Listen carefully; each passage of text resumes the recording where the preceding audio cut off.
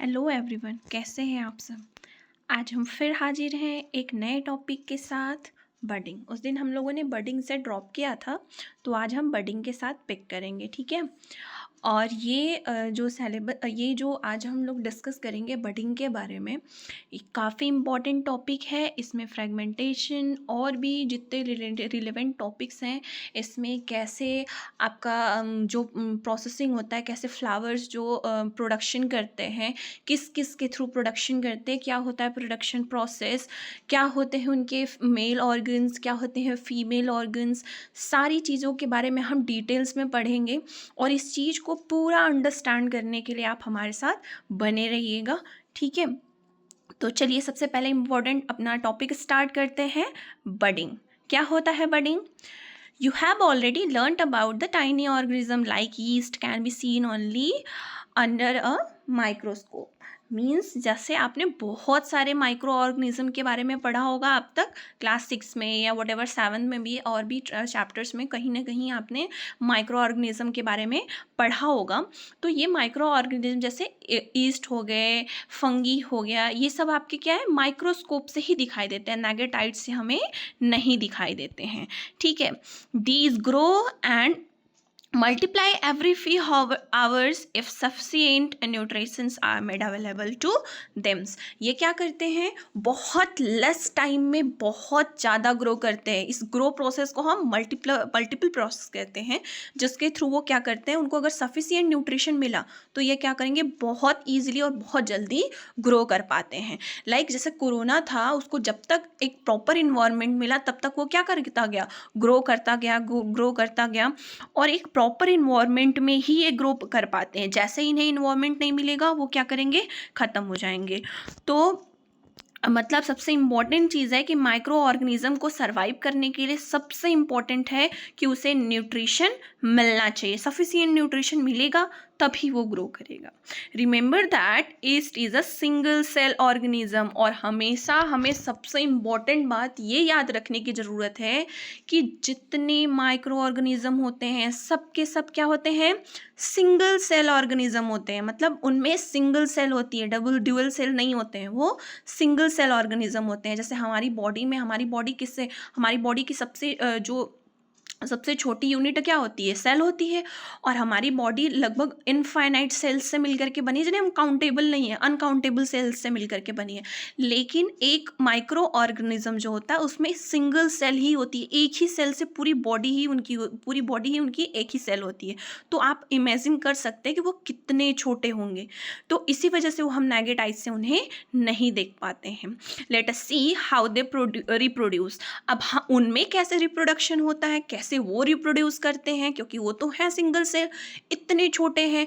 तो क्या उनमें मेल होते हैं कि फीमेल होते हैं, क्या वो दोनों होते हैं, ये सारी चीज़ें हम आगे जानेंगे, उनमें कैसे प्रोडक्शन होता है, ठीक है।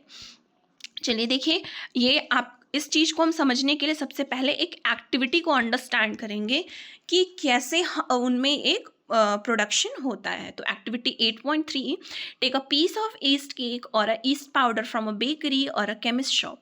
मतलब किसी केमिस्ट शॉप से या किसी बेकरी से आप ईस्ट केक ले लीजिए या ईस्ट पाउडर ले लीजिए, and take a pinch of yeast and place it in a container with some water. Means आप उसमें से एक छोटा पिंच उठाइए, मतलब अगर पाउडर है तो एक चुटकी उठा लीजिए, या फिर केक है तो छोटा सा उसका आप पीस काट लीजिए और उसके साथ में कंटेनर में वाटर फिल करके उसको आप डाल दीजिए। Add a spoonful of sugar and shake it to dissolve it. Means आप एक स्पूनफुल शुगर ले लीजिए, मतलब एक स्पून आप शुगर ले लीजिए और उसमें डाल के उसको, वाटर को आप पूरी तरीके से प्रॉपरली शेक करिए, और तब तक शेक करिए कि जब तक वो शुगर क्या हो जाए, प्रॉपर डिजॉल्व ना हो जाए। Keep it in the warm part of a room. और अपने घर में उसे, जो गर्म एरिया है उस गर्म एरिया में आप रख दीजिए। गर्म एरिया जैसे इस टाइम पे तो काफ़ी ठंड है, तो आप जैसे गैस जहाँ चल रही है किचन एरिया में, तो गैस जहाँ जल रही है उसके बगल में आप रख सकते हैं, तो थोड़ा उसको नॉर्मल हीट मिलेगा, नॉर्मल हीट हो जाएगा। या फिर हीटर वगैरह चल रहा है तो उस रूम में आप रख सकते हैं उसको। तो नॉर्मल, मतलब एक रूम, नॉर्मल रूम टेम्परेचर उसको चाहिए, यानी कि हीटर के एकदम सामने रख दीजिए, बट हाँ मतलब जिस रूम में हीटर आप जला रहे हो तो उस रूम का टेम्परेचर क्या हो जाता है, नॉर्मल हो जाता है। तो उस नॉर्मल टेम्परेचर पे उसको रखना है आपको, ठीक है, थोड़ा सा हीटेड जहाँ पे हो।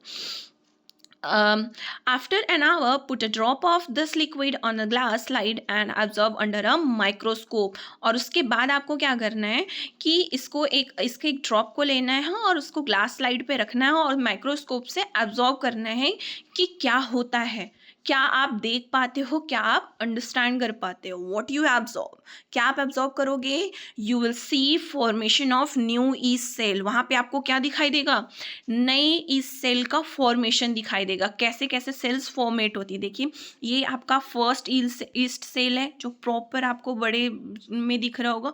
फिर धीरे धीरे वो डेवलपिंग बर्ड, उसका एक कॉर्नर से क्या हो रहा है, कट हो रहा है और वो एक बर्ड में डेवलप हो रहा है. फिर न्यू बर्ड बनेगा, फिर बर्ड्स की चेन बन जाएंगी. वो देखो जो सिंगल सेल फॉर्मेशन, जो सिंगल सेल ऑर्गेनिज्म होते हैं, जब वो रिप्रोडक्शन करते हैं तो वो एक ही सेल कई पार्ट में टूट जाती है. और कई पार्ट में टूटते, जैसे ह्यूमन रिप्रोडक्शन होता है तो 2 मेल एंड फीमेल मिल करके एक प्रोड्यूस करते हैं, 2 प्रोड्यूस कर पाते हैं. बट इस टाइम पे क्या होता है, जो सिंगल सेल ऑर्गेनिज्म होते हैं वो अपनी सेल को जो सिंगल सेल्स होती हैं वो डिफरेंट पार्ट्स में ब्रेक कर जाती हैं और हर एक पार्ट नए इंडिविजुअल को प्रोड्यूस करता है.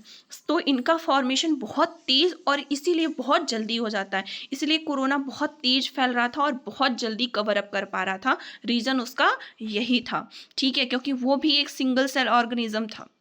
That's why the small bulb-like projections coming out from the yeast cell is called bud. मतलब जितने भी इसमें बल्ब लाइक प्रोजेक्शन आ रहे हैं, जो देखो साइड में आपको बल्ब के जैसा दिखाई दे रहे हैं, बाहर निकल रहे हैं, वो सबको हम क्या कहेंगे, बड कहेंगे. The bud gradually grows and get discharge from the parent cell and form a new yeast cell. मतलब जितने भी आपके बर्ड्स ग्रो हो रहे हैं सब लास्टली अपने पेरेंट्स मतलब जो सिंगल सेल ऑर्गेनिज्म ईस्ट था उससे क्या हो जाएंगे, डिटैच हो जाएंगे. और डिटैच होने के बाद हर एक सेल, हर एक बर्ड एक नए इंडिविजुअल सेल में क्या हो जाएगा, तैयार हो जाएगा. The new yeast cell grown mature and produce more yeast cell. और इसी तरीके से नया ईस्ट सेल ग्रो होगा, मैच्योर होगा और फिर नए ईस्ट सेल को वो प्रोड्यूस करेगा. तो इस तरीके से जैसे ह्यूमंस में क्या होता है कि धीरे धीरे प्रोडक्शन बढ़ता है, इसलिए ह्यूमंस और टाइम भी बहुत लंबा प्रोसेस होता है. बट इनमें क्या होता है, बहुत शॉर्ट टाइम में ये प्रोसेस होता है और बहुत फास्ट होता है. जैसे ये 2 से 4 हुए, 4 से 8 हुए, 8 से 10 हुए, इस तरीके से वो डबल होते चले जाते हैं, ठीक है.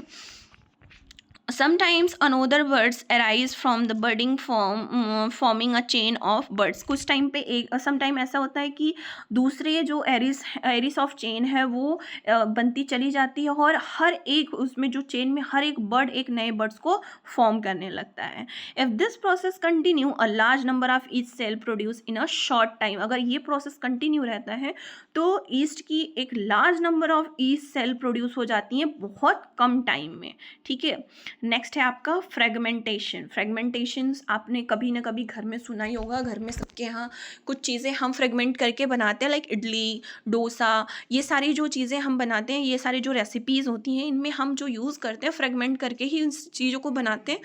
तो ये फ्रेगमेंटेशन की क्या प्रोसेस होती है, किस तरीके से फ्रेगमेंटेशन होता है, या फिर अदर बॉडीज़ में फ्रेगमेंटेशन कैसे होता है, ये तो हमने फूड में बताया कि ये फूड में फ्रेगमेंटेशन होता है. तो अदर बॉडीज़ में फ्रेगमेंटेशन कैसे होता है इस चीज़ को हम समझेंगे. देखिए, you might have seen slimy green patches in ponds और others stagnant water bodies. Means आपने बहुत सारे स्लिमी ग्रीन पैचेस को पॉन्ड्स में देखा होगा या फिर वाटर बॉडीज़ में देखा होगा. स्लिमी ग्रीन पैचेस समझ रहे हो, जैसे जिसको हम सोचते हैं कि मतलब छोटे छोटे ग्रीन कलर के आपको एक पानी में धब्बे दिखाई देते हैं छोटे छोटे से, जिनको हम अगर नॉर्मल भाषा में कहें तो इसको हम क्या कहते हैं, काई कहते हैं. गाँव में लगी होती है, लोग बोलते हैं काई लग गई ये पानी में. तो अक्सर ये वाटर बॉडीज़ में ही पाए जाते हैं. तो ये यही है आपका, दीज आर कॉल्ड एल्गी. उन्हें हम क्या कहते हैं, एल्गी कहते हैं. when water and nutrients are available, algae grow and multiply rapidly by the fragmentation. जब इनको पूरा प्रॉपर वाटर और प्रॉपर न्यूट्रिशन मिलता है तो एल्गी क्या कर ले लगते हैं, रैपिडली फ्रेगमेंटेट करके काफ़ी तेज़ी से ग्रो करने लगते हैं. And alga breaks up into 2 or more fragment. Alga क्या होता है, एक साथ 2 या 2 से ज़्यादा फ्रेगमेंट में ब्रेक हो जाता है और दीज फ्रेगमेंट्स और pieces grow into a new individual, और यही फ्रेगमेंट बड़े होकर के क्या हो जाते हैं, एक नए इंडिविजुअल में तैयार हो जाते हैं। इसलिए देखो जब काई लगना स्टार्ट होता है तो वो थोड़ा सा स्टार्ट होता है और जल्दी जैसे इन्वायरमेंट मिलेगा वो थोड़ा सा स्टार्ट होंगे और लगते लगते लगते बहुत जल्दी वो पूरा कवर अप कर लेते हैं। This process continues and they cover a large area in a short period of time. ये प्रोसेस कंटिन्यू रहता है तो वो बहुत ही कम टाइम में बहुत बड़े एरिया को क्या कर लेते हैं, कवर कर लेते हैं। समझ में? तो यहाँ पे देखिए बहुत इजीली ये क्या कर रहे हैं, फ्रेगमेंट हो रहे हैं और बड़े से लार्ज एरिया को क्या कर रहे हैं, कवर अप कर रहे हैं। नेक्स्ट है spore fragment formation. Spore formation कैसे होता है, कैसे स्पोर फॉर्मेट होते हैं? In chapter 1, you learned that fungi on a bread piece grow from the pores which are present in the airs. जैसे कभी आपने देखा है कि रोटी आपने कई कई दिन की रख दी हो या कोई ब्रेड हो बहुत टाइम तक सूख गया हो तो उस पर क्या होती है, फंगी वाइट वाइट कलर की, या फिर कोई भी खाने की चीज़ होती है उस पर क्या होती है, वाइट वाइट कलर की फंगी लग जाती है।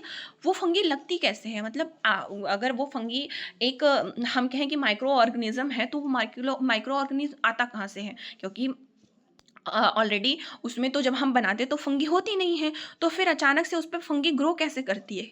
ऐसे ग्रो करती है कि एयर में जो उसके स्पोर्स होते हैं वो प्रेजेंट होते हैं और जैसे ही उन्हें प्रॉपर इन्वायरमेंट मिलता है उस इन्वायरमेंट पे वो पोर्स क्या हो जाते हैं, सेटल हो जाते हैं और सेटल होकर के वहाँ पे फंगी को ग्रो कर देते हैं। ठीक है, repeat activity 1.2 absorb the spores in the cotton likes mess और the on the bread. Means जो ब्रेड पे आप पोर्स को एक्टिविटी 1.2 को आपको परफॉर्म करना है एंड आपको ब्रेड पे पोर्स को एब्जॉर्ब करना है। When spores are release they keep floating in the air. मतलब जैसे ही क्या होता है कि स्पोर्स क्या करते हैं, रिलीज होते हैं, वो एयर में क्या करने लगते हैं, फ्लोट करने लगते हैं। लाइक यहाँ पे देखिए ये हाइपा है, ठीक है, और इस पे स्प्रैंगियम लगा हुआ है और इस पे क्या हुआ है, आपका स्पोर्स है। ये छोटे छोटे जो स्पोर्स हैं ये कुछ टाइम के बाद एयर में क्या हो जाते हैं, फ्री रिलीज हो जाते हैं और एयर में freely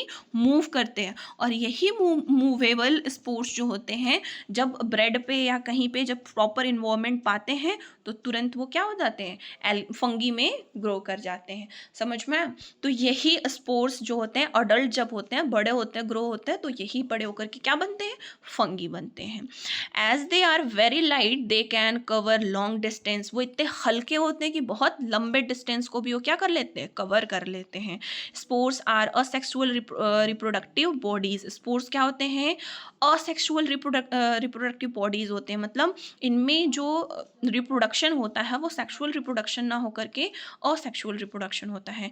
each spores is covered by a hard protective coat to withstand favorable conditions such as high temperature and low humidity। Means in ये जो होते हैं, ये स्पोर्स जो होते हैं एक हार्ड प्रोटेक्टिव कोट के थ्रू क्या होते हैं, कवर्ड होते हैं, जिसके थ्रू ये क्या करते हैं, अनफेवरेबल कंडीशंस में भी सर्वाइव कर सकते हैं। जैसे अगर हाई टेम्परेचर हुआ तो भी ये सर्वाइव कर जाएंगे, लो ह्यूमिडिटी हुई तो भी ये सर्वाइव कर जाएंगे। So they can survive for a long time. इसलिए वो लंबे समय तक क्या कर सकते हैं, सर्वाइव कर सकते हैं। Under favorable condition, spores germinate and develop into a new individual। जब ये स्पोर्स क्या करते हैं, जर्मिनेट होते हैं और जब जब जर्मिनेट होंगे तो फिर वो धीरे धीरे डेवलप हो करके एक नए इंडिविजुअल में तैयार हो जाते हैं। Plants such as moss and ferns also reproduce by means of spores. जो जैसे मॉस हो गया या फर्न्स हो गए, ये भी किसके थ्रू रिप्रोड्यूस होते हैं, स्पोर्स के थ्रू ही रिप्रोड्यूस होते हैं। इनके भी स्पोर्स एयर में फ्लोट करते हैं और जहाँ पे उनको प्रॉपर इन्वायरमेंट मिलता है वहाँ पे वो ग्रो कर जाते हैं। ठीक है, अब आते हैं हम सेक्सुअल रिप्रोडक्शन क्या होता है। You have learned earlier the structure of a flower. अभी आपने कुछ प्रीवियस लेक्चर में मैंने आपको प्रॉपर एक्सप्लेन किया कि आप फ्लावर्स का स्ट्रक्चर क्या होता है, किस तरीके फ्लावर में क्या क्या होता है, कौन सा मेल पार्ट होता है, कौन सा फीमेल पार्ट होता है, कौन सा पार्ट उसमें क्या होता है। तो ये आपने स्ट्रक्चर ऑफ फ्लावर को वहाँ पे पढ़ रखा है। देखिए, you know that flowers are the reproductive parts of the plants. आप जानते हैं कि जो प्लांट्स के जो फ्लावर्स होते हैं वो प्लांट के रिप्रोडक्टिव पार्ट होते हैं जिनके थ्रू प्लांट्स क्या कर पाते हैं, रिप्रोडक्शन कर पाते हैं। तो stamens are the male reproductive parts and pistil is the female reproductive parts. और उनमें जो फ्लावर में जो मेल और फीमेल रिप्रोडक्टिव पार्ट्स होते हैं जिसको हम स्टेमन बोलते हैं, स्टेमन आपका मेल रिप्रोडक्टिव पार्ट होता है और पिस्टिल आपका फीमेल रिप्रोडक्टिव पार्ट होता है।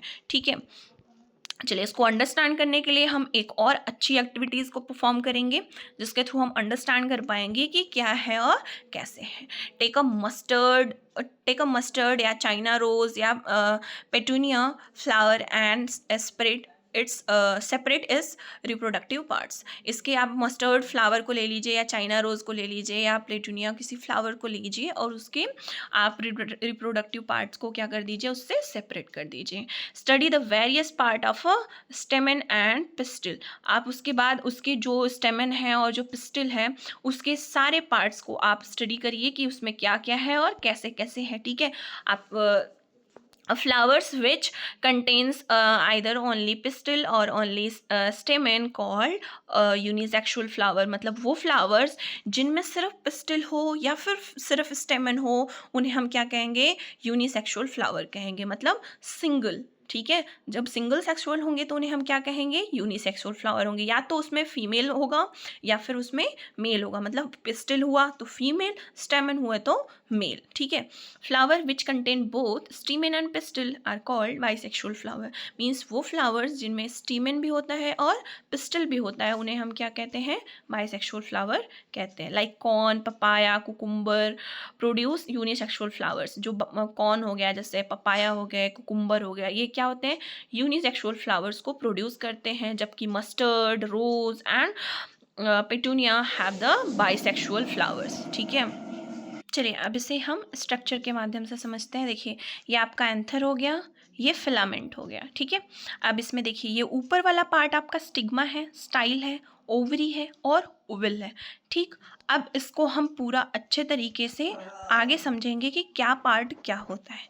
देखिए both male and female unisexual flower may be present in the same plant और इन अ डिफरेंट प्लांट। मतलब बोथ जो मेल ऑर्गन हो गए या फीमेल यूनिसेक्सुअल फ्लावर्स हो गए, ये एक ही प्लांट में या फिर अलग अलग प्लांट में भी प्रेजेंट हो सकते हैं। Could you identify the anther and filament of the स्टेमन। मतलब जो स्टेमन है इसके एंथर और फिलामेंट दोनों को आप आइडेंटिफाई कर पाएंगे।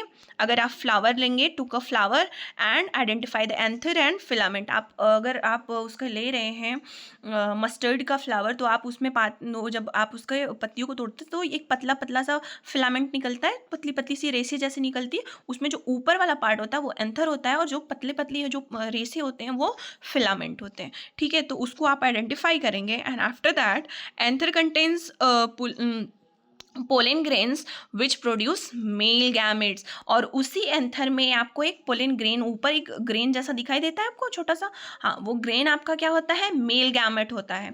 अब पिस्टिल कंसिस्ट ऑफ स्टिग्मा। और पिस्टिल में क्या होता है, एक स्टिग्मा होता है, स्टाइल होती है और ओवरी होते हैं। यहाँ पे देखो आपको फीमेल दिख रहा है, स्टिग्मा, स्टाइल, ओवरी चीज़, तीनों चीज़ आपको यहाँ पे दिख रही है।